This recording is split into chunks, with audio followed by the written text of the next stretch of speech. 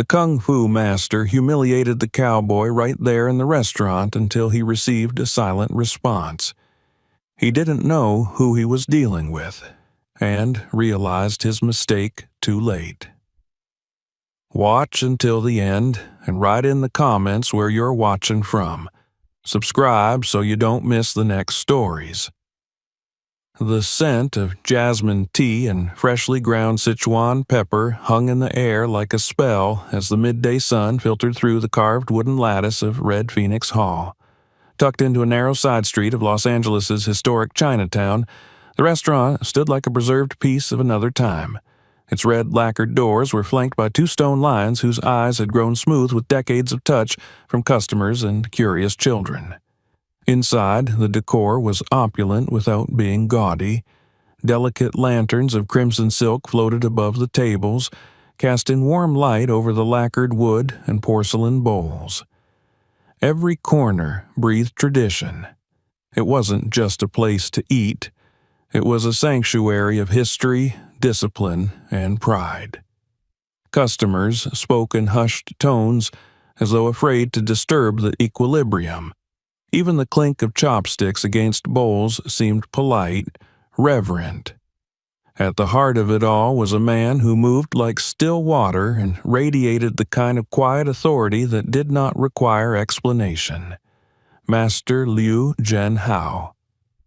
At 72, his spine was straighter than the young waiters who bustled past him. His long silver hair was tied into a precise topknot. His crimson and gold changshan immaculately pressed, his gaze direct yet detached. He was both the owner and the soul of Red Phoenix Hall. Liu had been many things in his life: a disciple in the mountains of Hainan, a teacher of Southern Dragon-style kung fu, a military instructor during the chaos of the 1970s, and, briefly, a fight choreographer on the sets of Hong Kong martial arts films that had defined an era. His name was once spoken with awe in certain circles, though he had long since withdrawn from the noise of the world. Now his arena was here, among teapots and silk banners, soup dumplings and silence.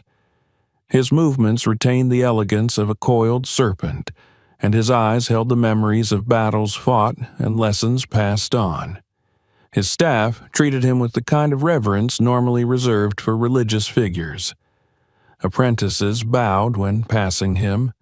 Chefs executed every instruction with military precision, and even the youngest hostess whispered his name with folded hands. His word was not just final, it was sacred. On the back wall of the restaurant hung an enormous scroll with calligraphy in bold black ink that read, "Strength without wisdom is chaos." It was the only decoration that Liu himself had put up. The clientele of Red Phoenix Hall came for more than just the food. Some came to bask in the quiet gravity of the place. Others sought to catch a glimpse of Liu's occasional demonstrations, when he would perform short forms of Tai Chi or partner drills with his most advanced students, transforming the dining area into a momentary dojo. Still, others simply came to feel like they were part of something ancient and untouchable. They dressed well, spoke softly, and bowed even when they didn't understand why. It was into this atmosphere of structured serenity that the door opened with the light jingle of brass bells. Heads barely turned. At first glance, the figure who stepped inside seemed entirely out of place. He wore dusty jeans tucked into scuffed brown boots, a pale blue work shirt rolled up to the elbows, and over it all, a sun-faded leather jacket that had seen more highways than city streets. Atop his head sat a wide-brimmed cowboy hat that shaded a face lined with sun and time. He did not pause at the threshold, nor scan the room like a tourist unsure of his bearings. He simply stepped forward with the kind of quiet purpose that either belonged to a seasoned wanderer or a man too tired to pretend. His boots made soft thuds against the wooden floor, and though his entrance drew no gasps or gasps, a subtle shift moved through the room, as if something primal had walked in, not loud, not urgent, but present. He made his way to a corner table without waiting to be seated, removed his hat with the same gravity someone might remove a flag, and sat with his back to the wall, facing the room. A young waitress, perhaps 17, approached hesitantly, her eyes darting toward the counter where Master Lou stood observing. The stranger smiled, calm, kind, utterly at ease. "I'll have some green tea," he said, his voice low, slightly gravelly, as though aged in wood smoke. The girl nodded and scampered away, clearly unsure what to make of him. At the counter, Liu's brow twitched, his eyes narrowed, not in anger, but curiosity. It was not the first time Westerners had visited his restaurant, but this one was different. There was a stillness to him, a centering that did not match the way he dressed, and he had not bowed. Liu turned away, his expression unreadable. The music resumed in the background. Soft strings of the air who mingled with the clatter of ladles and the rhythmic hiss of steam in the kitchen. But that subtle ripple remained in the air, an imperceptible disruption in the balance of the room. The stranger sipped his tea when it arrived, nodding to the waitress with genuine gratitude. He said nothing, made no attempt to strike conversation with nearby diners, nor to inquire about the menu. He simply sat, the warmth of the cup between his hands, his eyes calm and focused. He did not fidget. He did not check a phone. He was still in a way that unnerved some of the younger guests and intrigued the older ones. At a nearby table, a young man in a blazer chuckled under his breath and whispered to his date, "What is this, a rodeo?" Further down, a woman nudged her teenage son and said, "Look at that hat. Think he's lost?" It wasn't cruel, not exactly, but the undercurrent was there. He didn't belong, not to the silk and porcelain, the bowing and the refined. He was dust and leather and boots. Liu returned to the center of the room, now preparing for his usual pre-lunch demonstration. Twice a week, he would perform a brief solo form, both for tradition and for those who came seeking the theater of discipline. Today, though, as he stood before the dining area, he felt something itch at the edge of his pride. The cowboy hadn't watched him.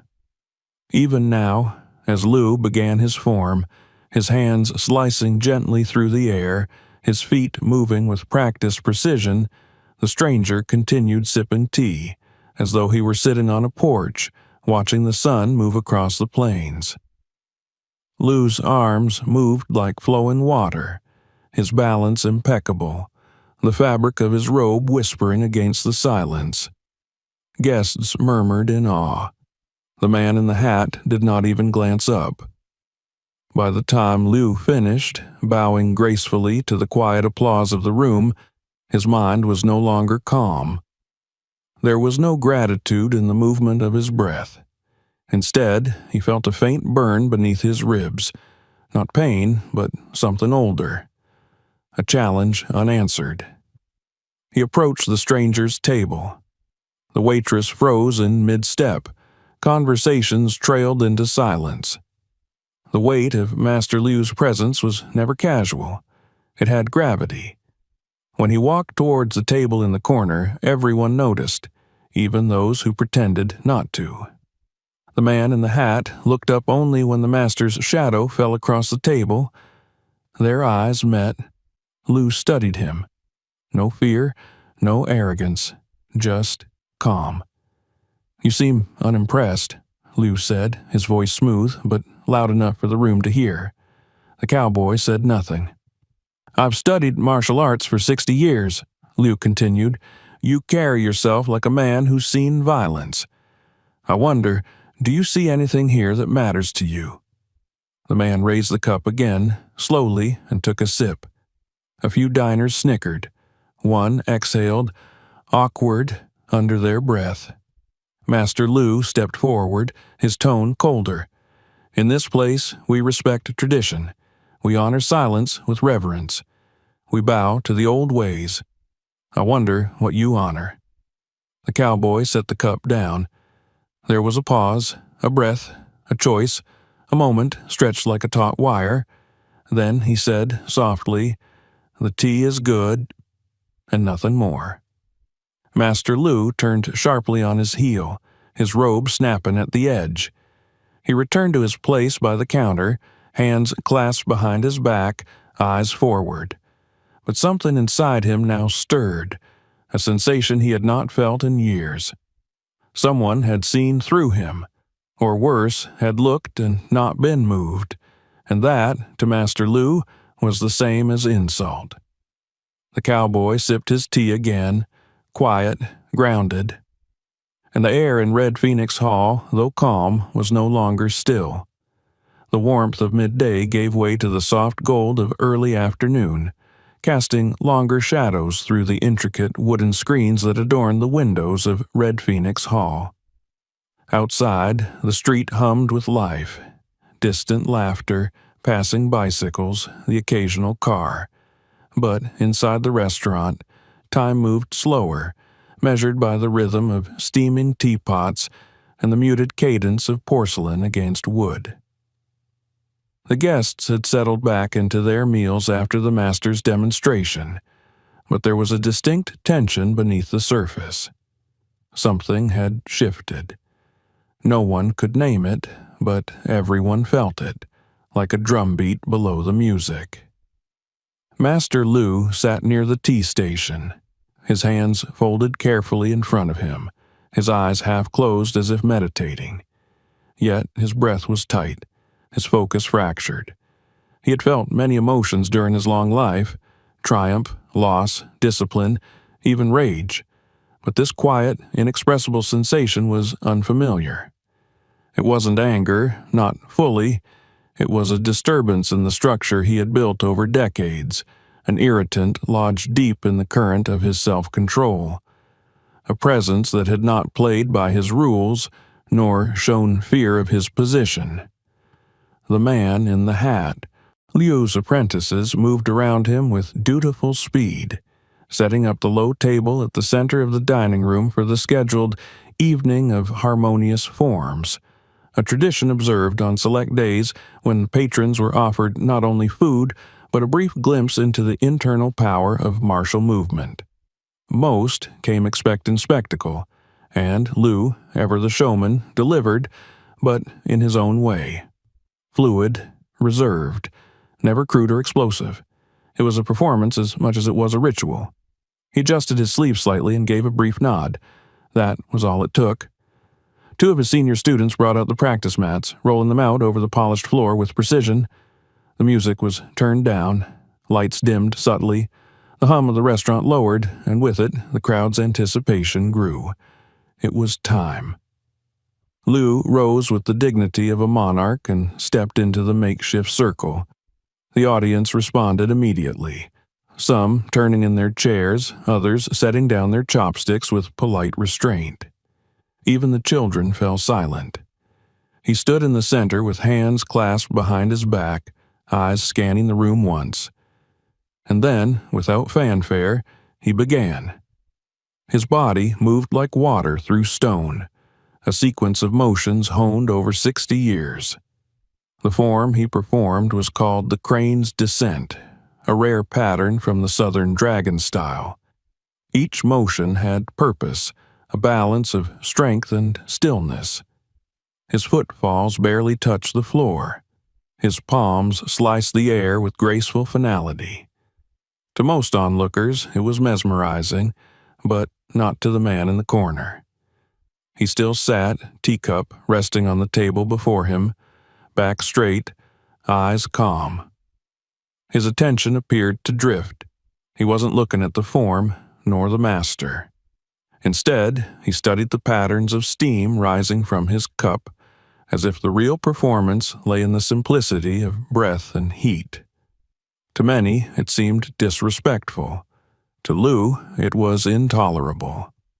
The master's movements grew sharper, his breath more audible, his arms carving the air with greater intensity.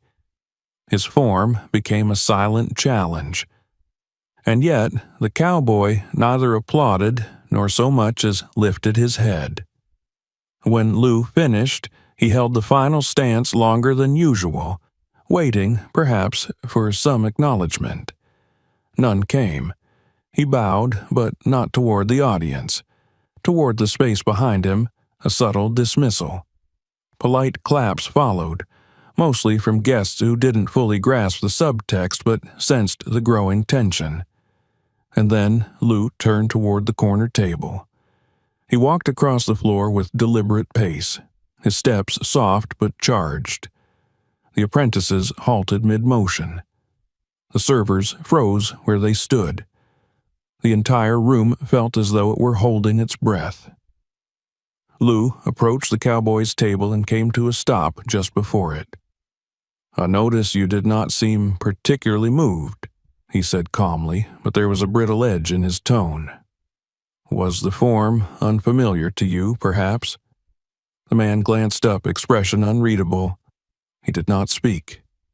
Lou waited a moment longer, then continued. "Or perhaps you do not recognize martial grace when it is presented with restraint." Still no reply. The cowboy simply turned the teacup slightly in his hands, as though testing its weight. That quiet, deliberate gesture was somehow louder than any retort. Liu's lips thinned. "I find it interesting that one who carries himself with such calm would not offer the basic courtesies of acknowledgement. In our tradition, silence is sacred, but so is respect." The cowboy looked at him then. His eyes were not cold nor defiant. If anything, they carried a depth of patience that unsettled the master more than confrontation might have. The silence stretched long and wide. Lou, sensing the attention of the room, straightened further. "Perhaps the man of the desert believes himself too far from the temple to kneel," he said, loud enough for several guests to hear. "Or maybe the cowboy thinks his boots cannot step in the same hall as dragons." A couple at a nearby table chuckled awkwardly. Others looked away, uncertain. The cowboy remained still. Then, very slowly, he reached for the teapot, refilled his cup, and resumed sipping, eyes once again drifting to the window. It was not disrespect, it was dismissal. The master's breath tightened. Without warning, he reached out and swept the teacup from the table. It chattered against the floor in a burst of porcelain and steam. Gasps erupted across the restaurant. The waitress who had served the tea froze mid-step, her tray rattling in her hands. The cowboy's hands remained on the table, motionless. He looked down at the broken shards, then up at Lou. His expression hadn't changed. Lou leaned in slightly. "Perhaps now you are awake." The man said nothing. He reached down, picked up a large shard of the broken cup, turned it over in his fingers once, and placed it gently on the edge of the table, as if to mark the moment and return control to where it had always been.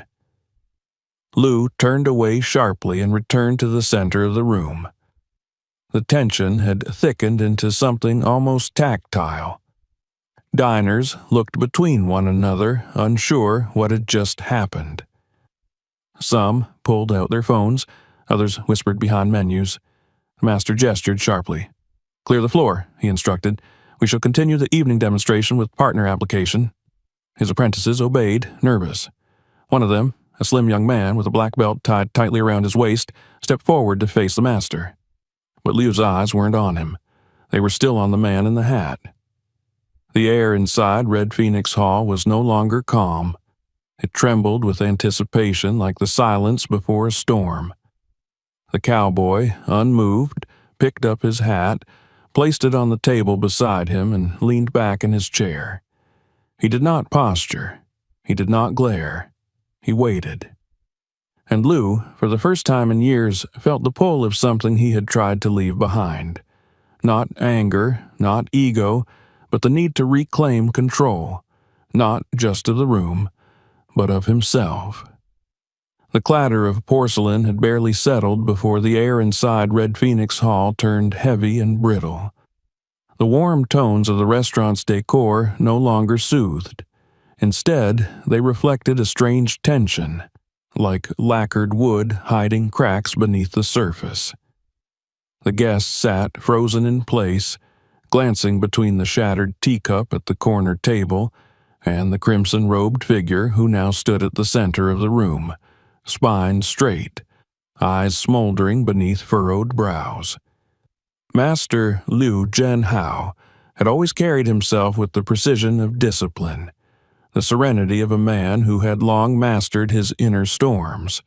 But in that moment, something ancient and unrefined stirred in him, not fury, not loss of control, but the primal instinct to reclaim dominance. The cowboy, still seated at his corner table, remained unshaken. He had placed the jagged shard of the broken teacup back on the table as though it were an offering, not a weapon. His fingers rested calmly beside it, relaxed and open, palms facing the wood. He leaned back slightly, but there was no arrogance in his posture, no tension in his shoulders, no challenge in his eyes. He simply waited. And that stillness, that maddening, unflinching quiet, ignited something in Liu more than any insult ever could have. There was a reason he had always insisted on formality in his restaurant. Ritual, etiquette, deference, all of it was not mere tradition, but the scaffolding of order. And yet this man, who had said almost nothing, had dismantled that order by doing even less. Liu's apprentice stood across from him, still awaiting instruction for the partner demonstration, but the master no longer looked at him. Instead, Liu raised a single hand, dismissing the student with a flick of the fingers. The boy bowed quickly and retreated. Conversations in the restaurant died. The waitstaff ceased their movement. The music had long since stopped. The restaurant held its breath.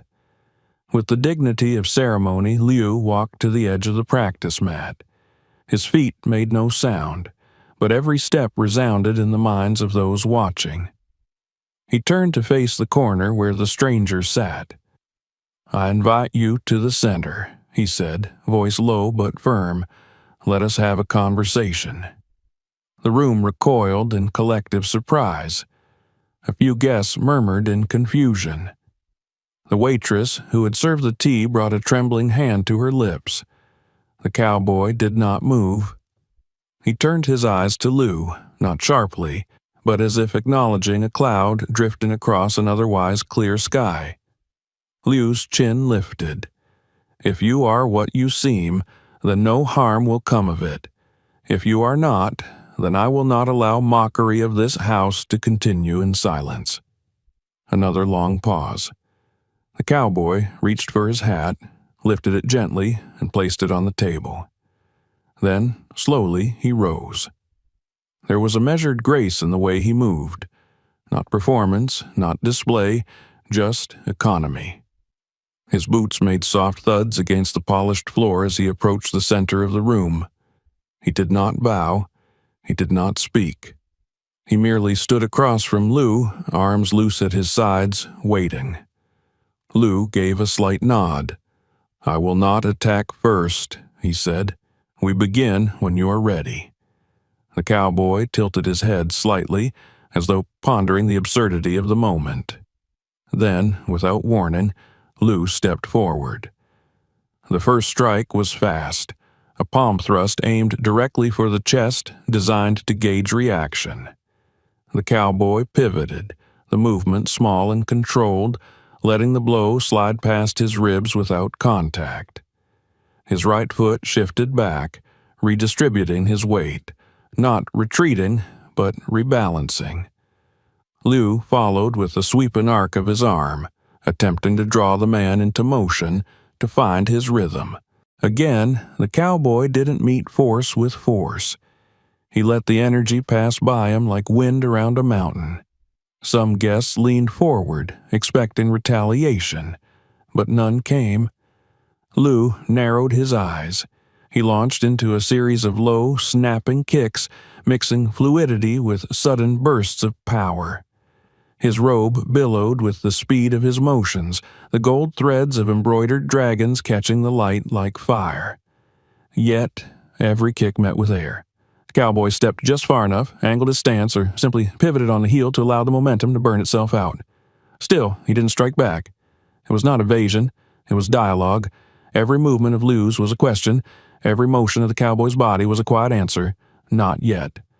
Frustration began to creep into Lou's breath. He shifted into a more aggressive stance and rushed forward, this time with a spinning elbow meant to knock the wind from the man's lungs. But before the elbow could land, the cowboy raised a hand, not to block, but to touch. A simple, almost tender contact on the forearm. Lou's elbow veered off course.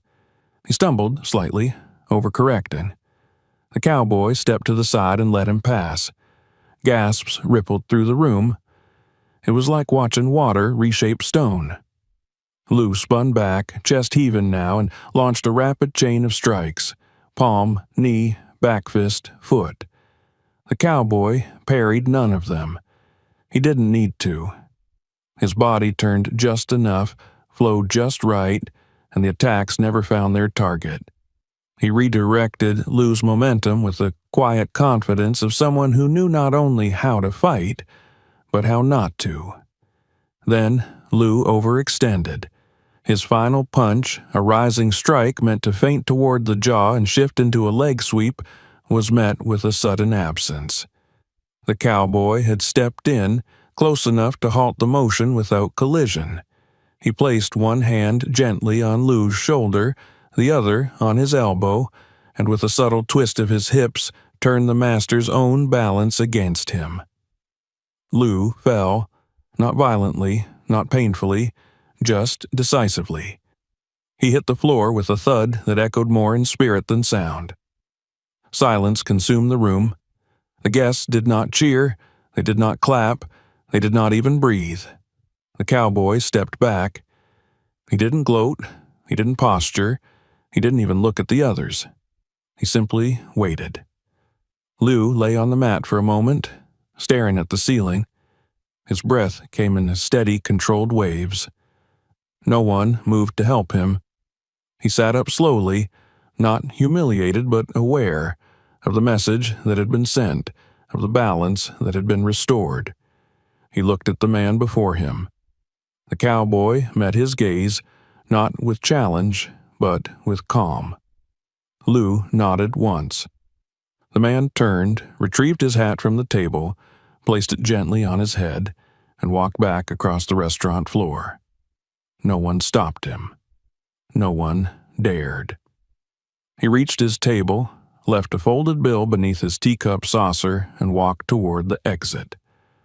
The brass bells on the door chimed softly as it closed behind him.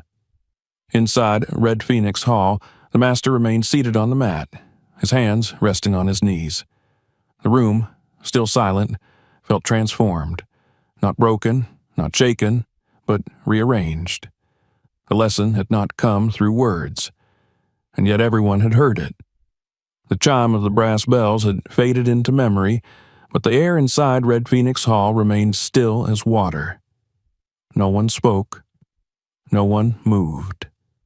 The world outside the door went on, oblivious, but within these walls time had slowed to a hush. The man in the hat was gone. He had passed through like a shadow, uninvited, undeterred, and now vanished without ceremony. And yet, the space he left behind felt fundamentally altered, as though something old and essential had been stirred from beneath the polished wood and ancestral silk.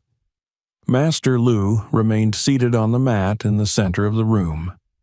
His robe lay in folds around him, the embroidered dragons now quiet. His shoulders rose and fell with each slow, intentional breath. He was not winded. The fall had not injured him. What lingered was not pain, but something far more delicate and heavy, a realization, or perhaps a memory. One of the junior servers, a boy barely out of high school, took a hesitant step forward with a small towel in hand, unsure whether to assist or to disappear. Lou raised a hand softly, a gesture both refusal and reassurance. He did not need help. Not for this. He brought his hands to his knees and stood, slowly and with dignity, as if reasserting gravity on his own terms. He looked around the room. The guests remained in place, frozen somewhere between reverence and disorientation. A child stared with wide eyes from behind a bowl of noodles. An elderly woman lowered her gaze respectfully. A young man in a suit turned off his phone, his thumb lingering on the screen, uncertain whether recording what had just happened would have made any difference at all. Lou said nothing. He turned towards the tea station at the rear of the restaurant and walked with the same deliberate grace he had always carried, though there was a noticeable stillness in his frame, a tightening of the lines around his mouth. The weight of the moment had not diminished him. If anything, it had clarified something. He stepped behind the counter and poured a fresh cup of tea. The aroma of jasmine and green leaves rose in the steam. He took a sip. It was slightly bitter, or perhaps his tongue had changed. Meanwhile, the servers, emboldened by his calm, began to move again. They cleared tables, straightened chairs, whispered to one another with hushed urgency. The shards of the broken cup were gone now, swept up by careful hands, but the silence remained, not oppressive, not mournful, but contemplative. Then, without prompting, Lou walked to the center of the room once more. He stood where the man had stood and looked down at the mat where he had fallen. It was not shame he felt, nor embarrassment, but something gentler, an echo of what he had once known before the rituals and reverence had taken over. He turned toward the waitress who had served the stranger and nodded. "Bring fresh tea to every table," he said quietly. She blinked, surprised, and nodded. "And the bill," Lou added, "is on the house." Gasps and murmurs rippled through the restaurant, not out of greed, but awe, a gesture so simple, yet so rare, especially from Lou, who was not known for gratuitous generosity. "Today," he said, loud enough for all to hear, "we share not for profit, but for understanding." The words settled over the room like a bomb. As the staff moved to fulfill the order, guests began to murmur again, but now with warmth. Some smiled. Others bowed their heads in thanks.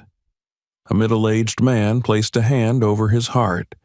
At one table, a woman whispered to her daughter, who responded by mimicking a bow she had seen on TV. The rhythm slowly returned. Lou remained at the center for a moment longer before stepping aside. He walked to the table where the stranger had sat. The chair was empty now. The folded bill still rested beneath the saucer, untouched. Lou did not pocket it.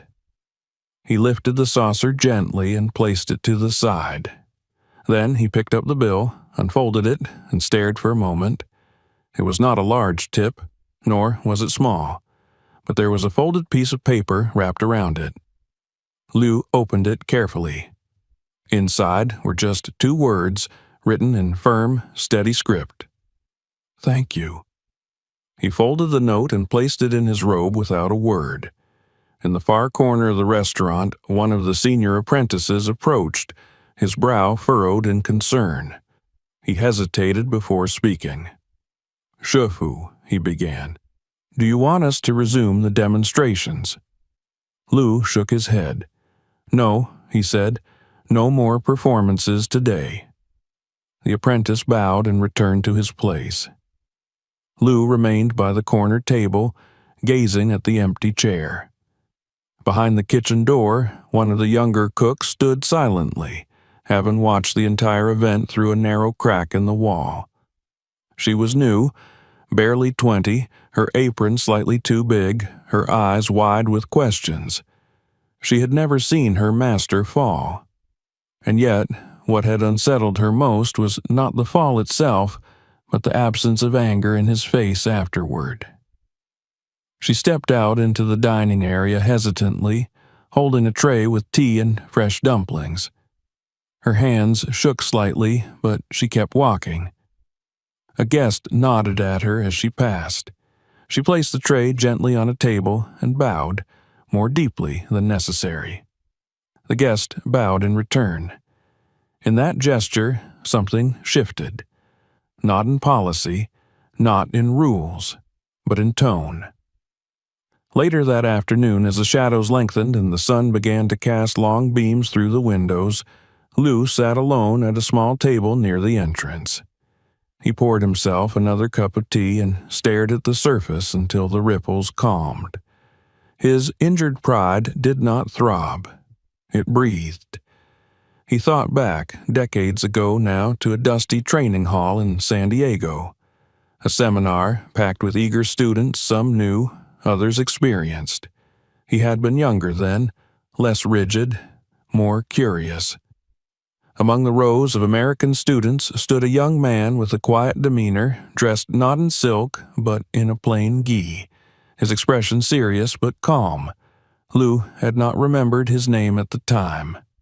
Only the presence. He had felt it again today. There was a power in that presence, not in might, not in speed, but in restraint, in knowing when not to act and letting stillness speak. Lou closed his eyes. He was not defeated, he was reminded, and in that reminder, something long dormant stirred again, a humility not born of humiliation, but of clarity. The restaurant was still his. The people were still his guests, but the lesson belonged to all of them. A server passed by, and he spoke without opening his eyes. "Place a clean mat in the center," he said, "but leave it empty." The man paused, then bowed and obeyed. As evening fell, Red Phoenix Hall glowed once again with its soft lanterns and polished brass. Outside, the street grew quiet, bathed in amber light. But inside, amid the aroma of dumplings and tea, something new had taken root. Not the absence of pride, but the presence of peace. Morning came gently to Chinatown, filtering through layers of mist and memory. The sun had not yet reached its full height, and the streets held the kind of hush found only in cities before their engines begin to roar. At Red Phoenix Hall, the wooden sign above the door swayed lightly in the breeze, its carved characters catching the first rays of light as though awakening with the rest of the world. Inside, the restaurant was already alive, but in a quieter rhythm than before. Master Lou arrived just past dawn, as he had done every morning for the past 20 years.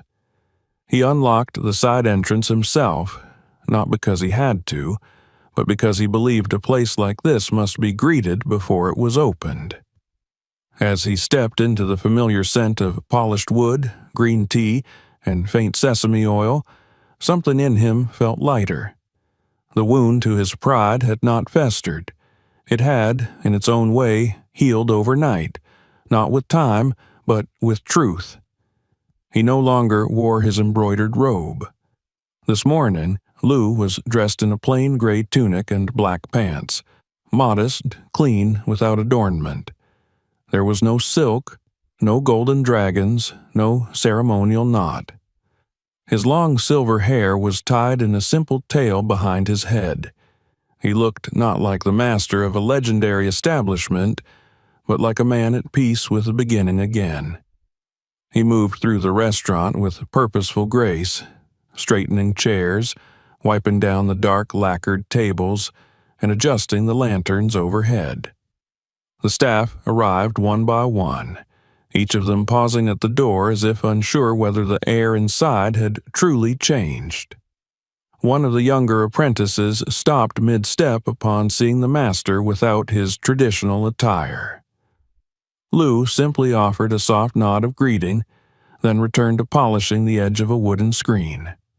By the time the doors officially opened, the restaurant was quiet but warm. Patrons arrived gradually, unaware of what had taken place the day before, at least most of them. A few regulars entered with careful glances, their postures respectful, their voices subdued. No one asked questions. No one made jokes about shattered teacups or silent cowboys, but the story was already circulating, passed in whispers through the neighborhood, through hand gestures and unfinished sentences. At the center of the dining room, where the mat had lain the day before, there was now only a simple square of empty floor. The ornate cushions had been removed. No students stood waiting for instruction. There was nothing to demonstrate, nothing to perform. Yet somehow the open space felt fuller than before.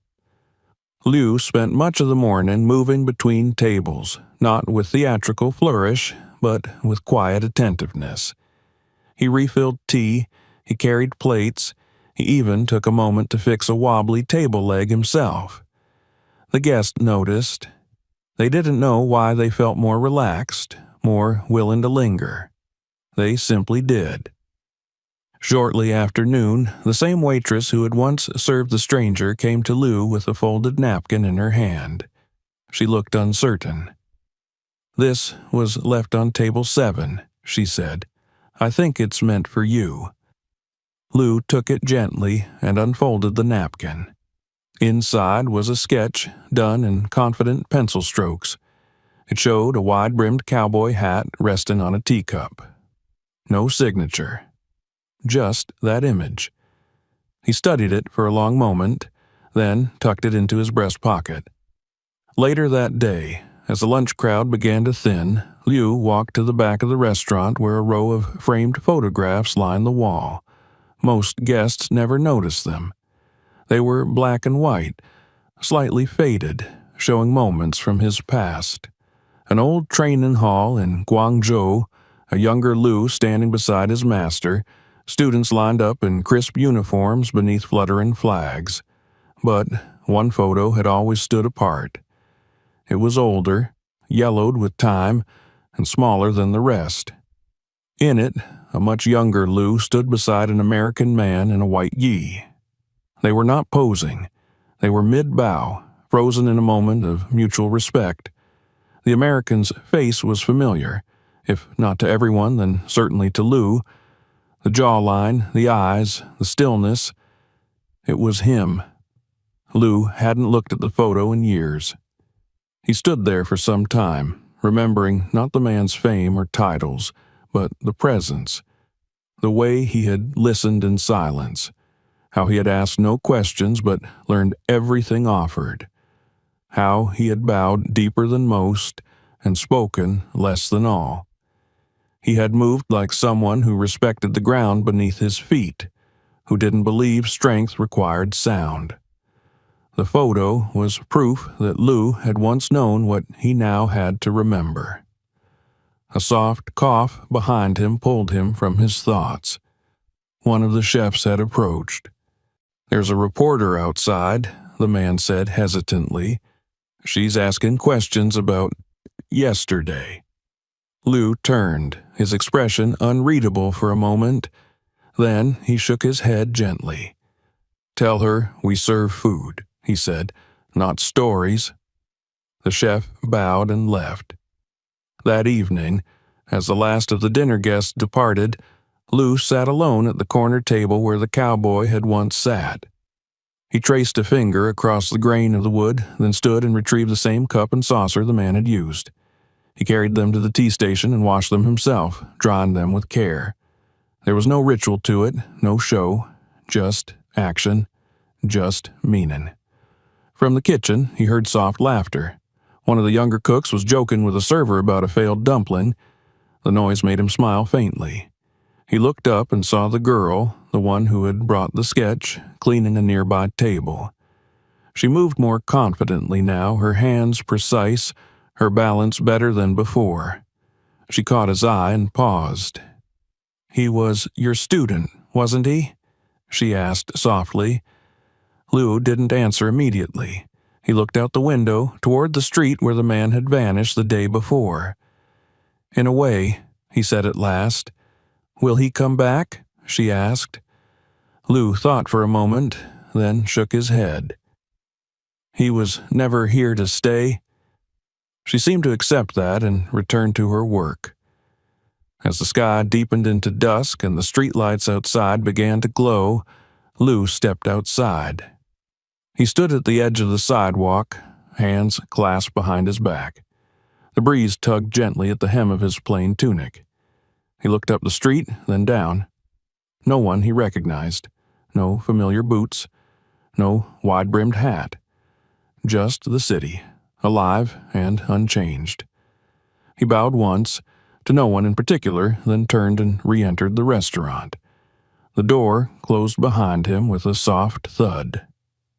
The staff had already begun cleaning. Chairs were lifted, tables wiped. Music played faintly from the back. Something modern, but gentle. Lou moved through them, not as a master, but as part of the rhythm. He picked up a broom and began to sweep. In the center of the room, the open square of floor remained untouched. A few guests who had lingered noticed it as they passed. None of them stepped into it. One elderly man paused and looked at it thoughtfully. Then, before leaving, he removed his hat and gave a short, respectful bow toward the empty space. Outside, night fully claimed the streets. The red lanterns above Red Phoenix Hall swayed gently in the warm California breeze. And inside, beneath the fading aroma of tea and dumplings, a lesson remained. One not taught through fists or words, but through restraint, dignity, and the quiet power of knowing when not to act. The kind of lesson that lingers long after the teacher is gone. If you enjoyed this story, don't forget to subscribe for more. Check out the next video and explore others on the channel. And if it moved you, share it with someone who needs to hear it.